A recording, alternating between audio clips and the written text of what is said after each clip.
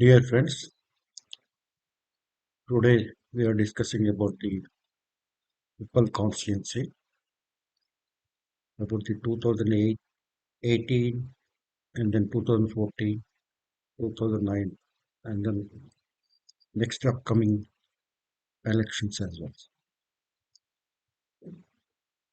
So when we looked into the Uppal constituency, it is from Medchal district, and then when we look into the areas, Uppal consisting of Uppal Kapra, ECL, Habisiguda, very vast area of Ramanthapur, AS Nagar. So when we looked into the results of 2014, it was NVSS prabhaker who won by 36.8% votes against Reddy Reddy. He got only 30.4%. And then INC candidate Manda Venkata Mudiraj, he scored only 15.3%. After 2014, subsequently in 2018, so BRS or present BRS or earlier TRS could take the lead, and then Subhas Reddy could secure 51.53%, whereas International Congress 30.40%, and then BJP 11.19%.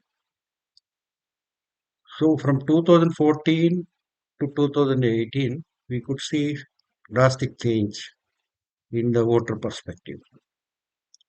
When we looked into 2009, it was uh, BandariRaji. He secured 37.7%. Now the coming assembly elections will be a tough elections. It will not be between two parties. It will be certainly with three parties. It will be BRS and the BJP, and Congress is gaining importance, particularly in Ramanthapur and Uppal areas. We could see most of the youth are in favor of Congress. So everyone is trying their best.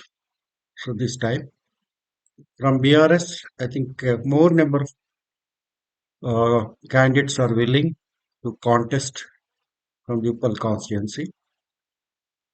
Then we hear the names uh, of course, Reddy Subhas Reddy will be there. Again, Montu Raman, he is trying his best. And Bandari Lakshma Reddy, recently joined from Congress to BRS. And then Tri Srinivas. There is a tough competition of getting seats among the maybe newcomers may be added in due course of time. Whereas from International Congress, we could see Ragini Lakshma Reddy and Parmeshwar Reddy, and then maybe we don't, and maybe one or two other prominent leaders also may, very senior most leaders also aiming at Uppal constituency. When we looked into BJP, we don't see any second cadre in BJP except NVSS Prabhakar. And then there was some popularity among youth. Mr. Sai Ken, he was earlier with BJP and then he went to TRS and then again with the joining of Itla, Itla Rajendra Garu, he has switched over from again BRS to BJP. And then the competition will be very, very tough. The voters will be around 4.5 lakhs voters. And then in particularly Habisiguda and Ramanthapur, the residential area. Of course, industrial area is there, but more than 40 colonies are there. predominant and new upcoming colleges are coming. The voter pulse is very difficult this time. And then two terms they have seen at state level, and then two terms at central level as well. Then everyone want a change. Everyone want a dynamic, efficient leader uh, to take up the issues. And then Uppal, we know Shilpa Ramam, and then the walkway, the much hyped walkway. So Uppal, so so that is the only thing. Except the other issues has not been addressed properly. So now it is a tough time, and then candidates are advancing at, well in advance, doing their publicity by way of putting large banners and other things.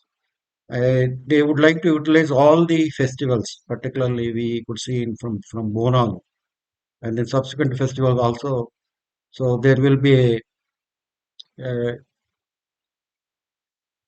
they would like to utilize the festivals, and then they would like to attract the voters by way of doing uh, so many activities as such. So this time it is very difficult to predict. So 2009 it was Congress, 2014 it was BJP, 2018 it is BRS. 2023, 24, December or January. So we will be knowing the results of the Uppal constituency, who will be our MLA.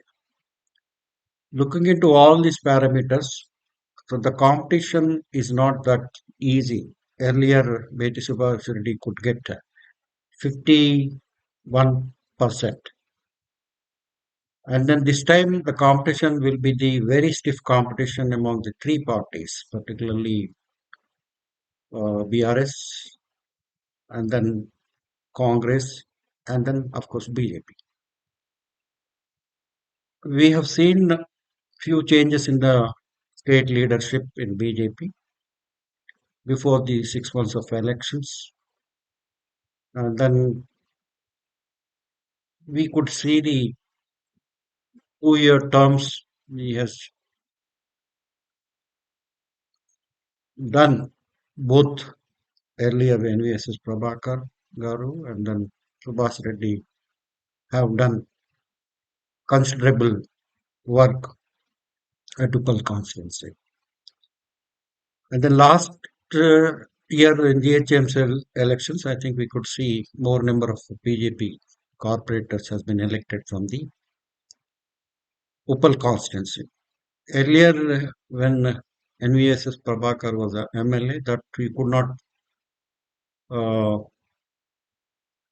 get more number of BJP corporators seat.